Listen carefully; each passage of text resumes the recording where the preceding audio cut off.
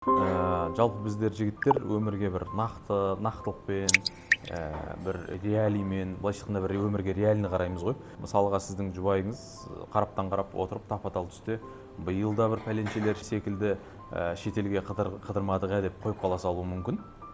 Несие төленбеген, қарыз қайтарылмаған, пәтерақы берілмеген деген секілді таудай проблемалар тізіліп, сап түзеп, шеп құрап шешілмей тұрған болуы мүмкін. Бірақ осының бәрін сізден жақсы біле тұра әйел адам солай айтады. Бір әрине бір ашуландырарлық қылық, бірақ тап осы сәтте де бір қылышыңызды қынабынан суырмауға бір сабыр қылыңыз, мистер Мелорд.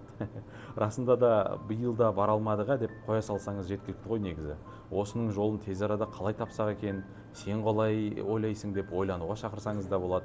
Яғни бірден меселін қайтарып, тауын шағып, арманын күл талқан қылмай, өзіңіз де қол ұстасып қыдырғыңыз келетініңізді, яғни жұбайыңыздың қалауын қолдайтыныңызды аңғартудың өзі конфликттің алдын алуға жеткілікті деп ойлаймын.